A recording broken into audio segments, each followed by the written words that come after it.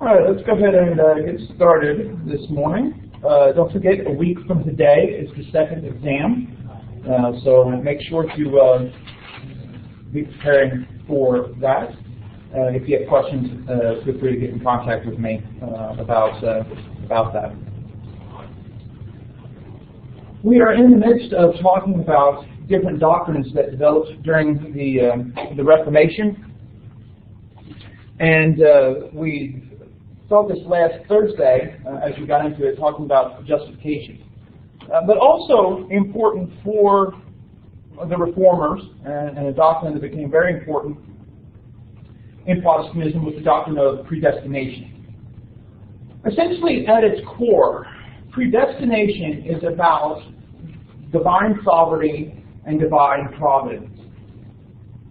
If God is the ruler over all, if God knows all, if God acts in the lives of human beings, what does that mean about how people are justified, how people stand before Him in justification and righteousness? Now, following after certain passages within the Apostle Paul, Augustine had developed the doctrine of God's divine election of people, meaning that God had chosen individuals for salvation. And so, Paul uses the terms predestination. He uses the term election, other terms similar. And so Augustine took that and talked about God divinely electing certain people. But after Augustine, predestination really wasn't that strong of a category in Catholicism. It wasn't something that they emphasized. Essentially, Catholics, especially by the time period we're talking about, had come to a view of predestination that essentially said God knows in advance those who through their own free will merit salvation, and so He chooses those people.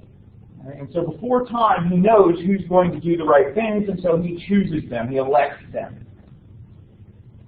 That was not what Augustine meant by predestination, nor is it necessarily what all the Reformers meant. When it comes to Zwingli, ultimately Zwingli, Calvin, and Luther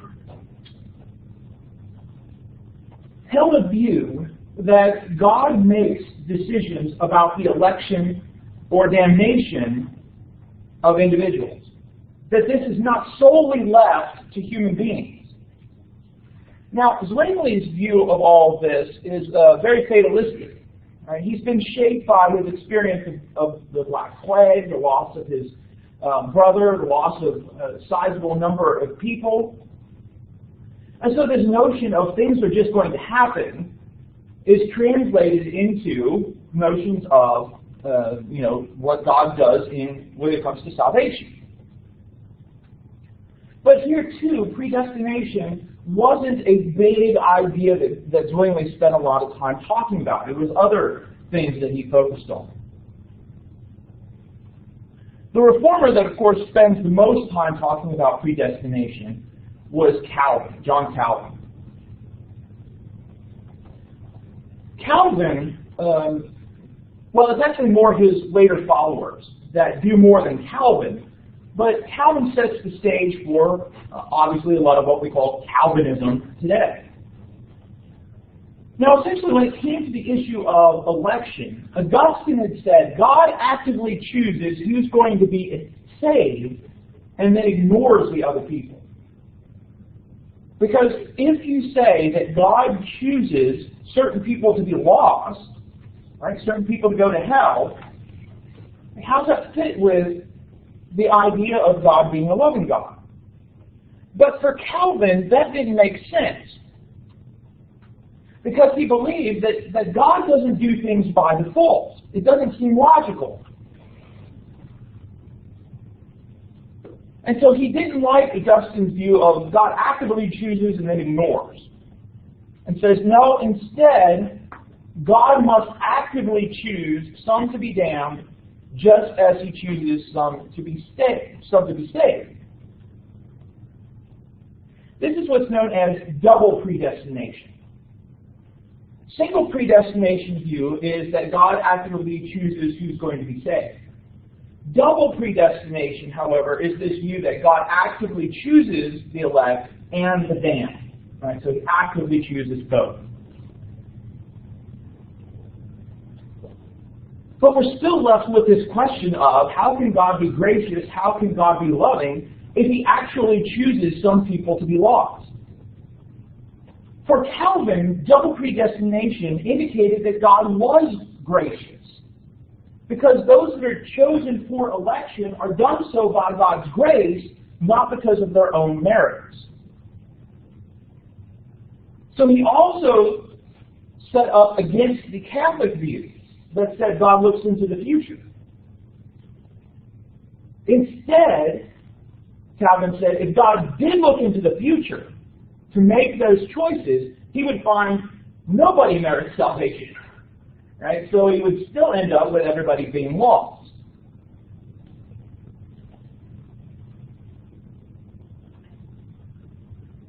But for Calvin, despite the fact that some people are going to be chosen to be lost, all of us should stand in awe, stand in amazement, stand in wonder of how God makes us for certain ends. Which is easy to say if you're one of the elect. I mean, if you're one of those that are going to be damned, it's probably a little bit difficult to try and find some wonderful aspect of God's choice. Ultimately, though, this allows Calvin to sidestep the question of somehow, essentially Calvin looks at the world around him. And he looks at the gospel message and says, all right, Paul says, by inspiration, that the gospel is God's power for salvation. So there's nothing wrong with the gospel. There's nothing wrong with Christ's sacrifice. So why is it that people refuse to listen to God? Because the assumption would be either Christ's sacrifice or the gospel is inadequate. And Calvin says, no, that can't be true. So the gospel is not inadequate, so it must be, in Calvin's mind, human beings in a certain condition cannot grasp it. Right, so ultimately he's trying to explain to himself and to others why some people don't respond to the gospel while others do. Ultimately, Calvin said we see this kind of selectivity in other aspects of life. Some are more fortunate than others. Some have intellectual gifts. Some people find themselves born into a wealthy family. Some people find themselves born into poverty.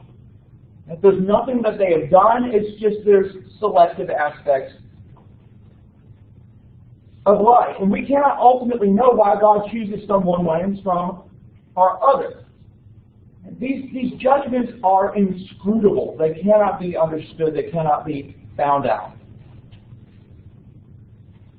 So ultimately, predestination for Calvin was absolute. You had no choice in the matter. God had firmly decided. It was particular in that God had chosen specific individuals, not certain classes of people, but specific individuals. And then finally, it was double, meaning some people were chosen to be saved, some were chosen to be lost.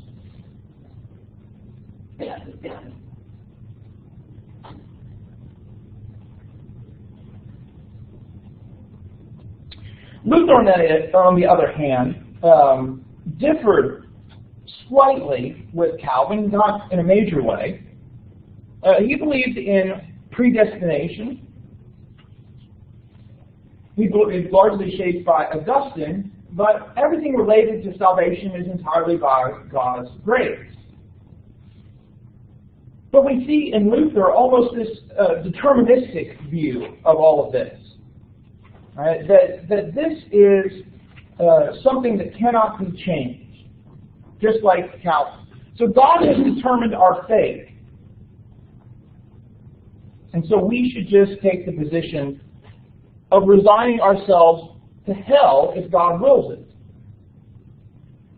Now, the will is free in other matters. We can choose our jobs. We can choose who we'll marry. We can choose all sorts of things. But when it comes to salvation, God has made that choice. We do not have the choice in salvation.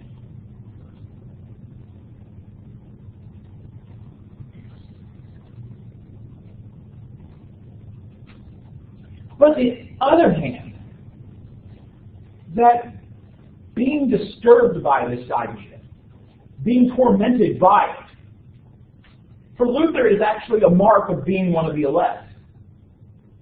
Because ultimately it demonstrates we're concerned about God's will.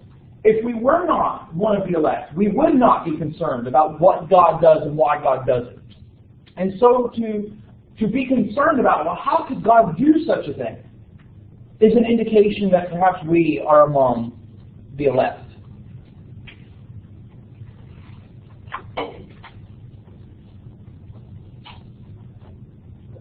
Questions about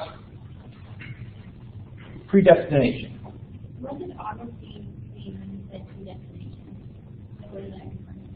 For Augustine, it seems like the idea was that God had predetermined certain people to be saved and certain people to be lost. Well, certain people to be saved.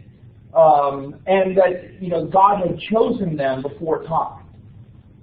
It's kind of a very similar thing that we're seeing out here, but it's not the double predestination. It's not God actively choosing, it's more God just ignoring everybody else. What was the thing about the fatalist? Well, for Zwingli, he kind of has this view of it's just going to happen. You just going to have to accept it. It's kind of like with the plague. It's like the plague is going to come and it's going to happen. Right? Salvation is going to happen. Nothing you can do about it. Just accept it, or you're going to be damned. Nothing you can do about it. Just accept it.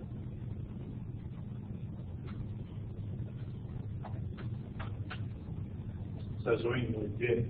He believed in predestination, but it's kind of Augustine's. Yeah, it was largely stated by Augustine, and it wasn't kind of a major point for him. He talked about it, but it's not something that. Calvin. There's so much of it in a lot of the other doctrines that Calvin held.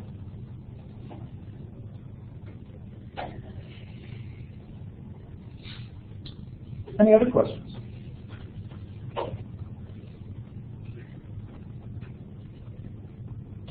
For the Anabaptists, I forgot to talk about the Anabaptists. The Anabaptists took a slightly different view on predestination than the other three. Largely, predestination for Zwingli, Calvin, and Luther was focused on individuals. For the Anabaptists, however, it was Jesus that was predestined. Individuals were not predestined, right? And so those that would accept Jesus would be the elect as they were chosen through Jesus.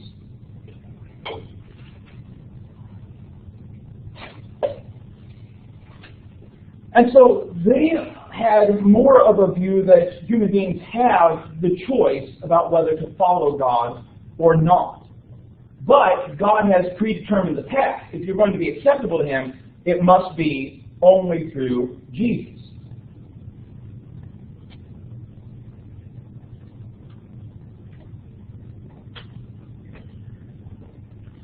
And so while some focused on the individual, the focus of the Anabaptists was more on, Jesus as the individual as opposed to our individual decisions. Another important doctrine, broad doctrine of this time period had to do with conceptions of the church. A lot of the reformers are working against a notion of the church as the institutional church of the Catholic hierarchy. And so as they're responding to this, they are developing notions of the church quite distinct from that. For Luther, in thinking about the church, the emphasis that he often brought forth was the corruption of the church. Right? From ancient times, it had gradually drifted away from what God intended. And so it needed to be reformed. The true church was not where there was a priest, a duly ordained priest, or any sort of notion of institutional hierarchy, but instead the focus was, is the Word, is the gospel preached there? Does the church confess the gospel as its marker of identity? Do they act according to the gospel? And so it wasn't about the priest, the sacraments.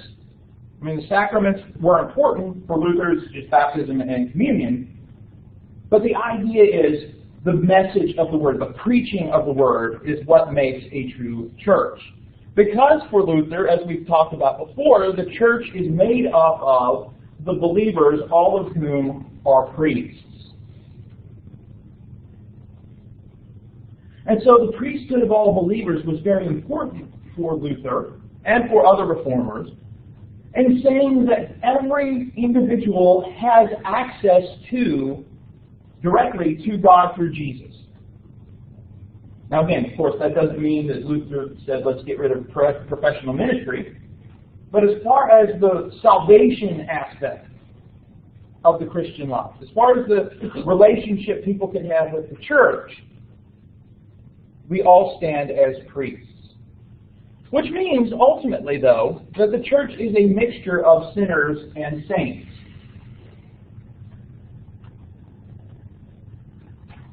And of course, this is predominantly what you were reading about when you read his sermon on the wheat and the tares. Right? The church, as seen on earth, is going to include sinners and saints. And all of us, in a sense, have both within us. Right?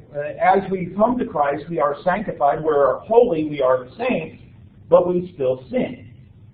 But then also within the visible church, or the church that we interact with, some people are truly following Jesus, and others are not, are acting, or other ways we can think of it. For Calvin, it was slightly different. He emphasized slightly different things.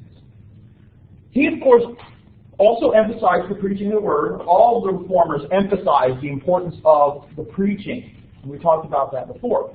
He would then also add that the sacraments, for him, baptism and communion, have to be practiced there. And so, in a way, very similar to Luther, but Calvin added another aspect, the idea that the church must be governed properly.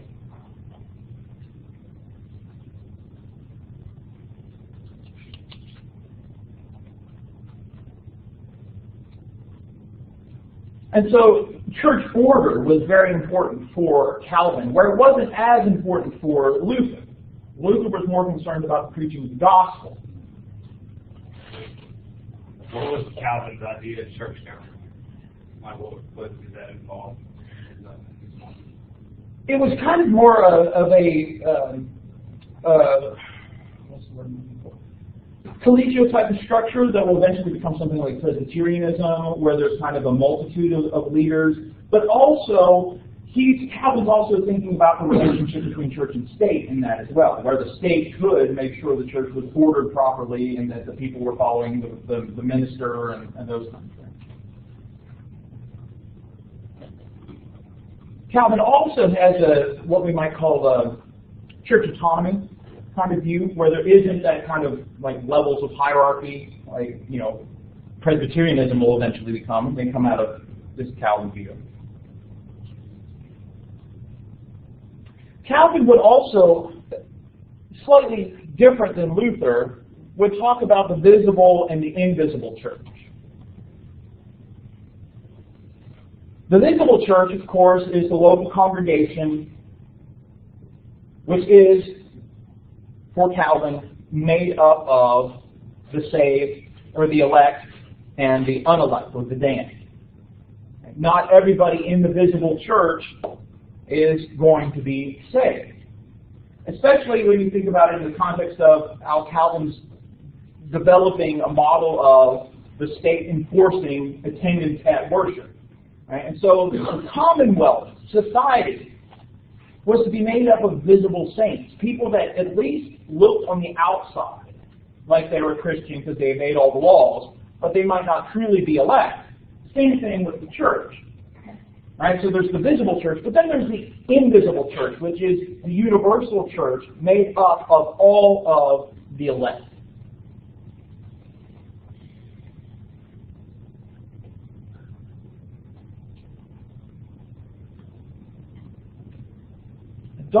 I think I forgot to, okay, I wasn't sure if I included the Anabaptists here or not. The Anabaptists, of course, had a slightly different view of the church. For the Anabaptists, the church only included saints. So even though in an assembly there might be some people who are not saints or not followers, they're not part of the church. Because remember, for the Anabaptists, being part of the church was a voluntary thing. Right? They supported the free church arrangement, where the government didn't force people to attend. So only those people who had chosen to follow Jesus were those people that made up the church. We also see with the Anabaptists a notion of what we might call restorationism. While Luther and Calvin and Zwingli and others talked about the Reformation of the church, changing the corruptness, removing things that didn't belong, the Anabaptists essentially said, if we can't reform the church, we must restore it. And so we kind of have to scrap the whole thing and start over at the beginning.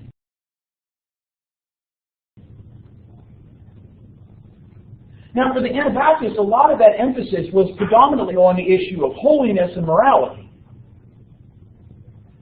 And so, for them, the true church was a church where regeneration had taken place. Right? People had accepted Jesus as their Savior. They had been baptized, which means for the Anabaptists, baptism didn't bring forgiveness of sins. And so even though they're immersionists, they don't believe that this is bringing forgiveness of sins. They believe that you're regenerated first, you've repented, then you're baptized. But the true church is made up of those who've repented and have been baptized, and then who are also subject to church discipline. Right? And so if a church is not disciplining those members that aren't following the message, aren't following the gospel, then that's not a true church.